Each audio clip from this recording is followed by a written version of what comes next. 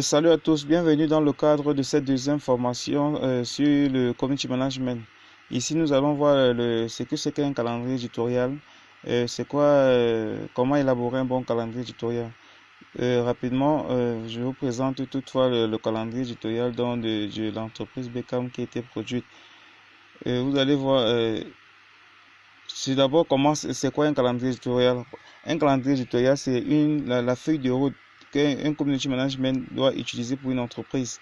L'entreprise doit connaître ce qu'il fait, à quelle heure il doit faire et pour pouvoir savoir et mesurer la communication.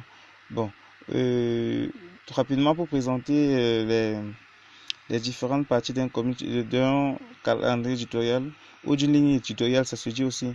Elle doit être en trois grandes parties. On doit avoir la première partie qui présente la structure de l'entreprise pour laquelle vous désirez communiquer. On doit avoir le nom de l'entreprise, son site web, l'email, le téléphone et les différentes pages. Afin que même si un jour vous arrivez à quitter de la structure, que celui qui vient et prend ce calendrier puisse savoir de quoi il est question, qu'est-ce que vous avez déjà fait et qu'est-ce qu'il reste à faire et tout ça. Bon, voilà, c'est un peu ça la structuration. Là, c'est la première partie. La deuxième partie, ça doit être mentionné le temps. C'est sur une durée. Ça peut être lundi tel à dimanche tel, de tel temps à tel. En fait, il faut quand même que ça soit structuré sur une durée.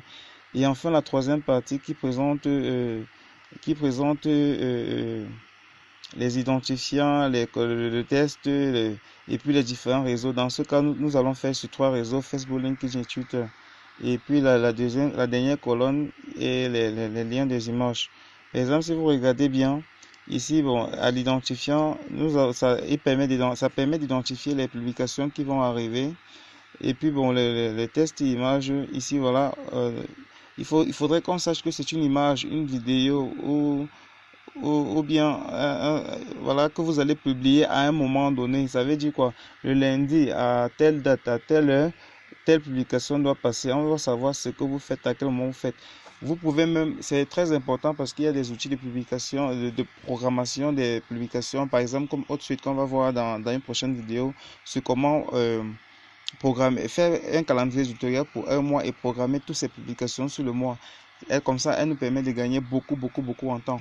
Donc voilà, ça c'est une publication qui est prévue. Par exemple, ici, vous voyez, la- pour l'instant, je ne vais pas traiter le contenu avec vous parce que le contenu en lui-même est très grand. C'est un autre cours. Nous allons faire sur le contenu plus tard. Mais regardez juste la structure, comment elle est structurée. On va voir la date, le temps de publication et tout ça. Donc, pour tous ceux qui me suivent, vous pouvez essayer. Pour ceux qui ont un peu des notions, qui peuvent déjà produire du contenu, vous pouvez essayer et m'envoyer donc en inbox ce que vous avez fait, on essaye de corriger. Mais pour l'instant, nous ne traiterons pas le contenu, on traite juste la forme et comment doit se présenter un bon calendrier éditorial. Sur ce, merci d'avoir suivi cette formation et abonnez-vous pour ne pas rater la prochaine formation qui doit être sur l'outil de publication, comment publier. Nous avons c'est tout un grand champ. On va vous montrer comment publier et comment à travers HotSuite. Et la prochaine vidéo doit être sur la stratégie de contenu. Donc abonnez-vous, partagez.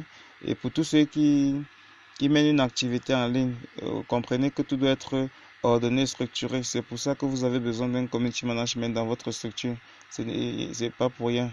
Là, on ne communique pas pour communiquer, mais on communique dans l'atteinte d'un objectif. Merci et rendez-vous pour la prochaine vidéo le week-end prochain.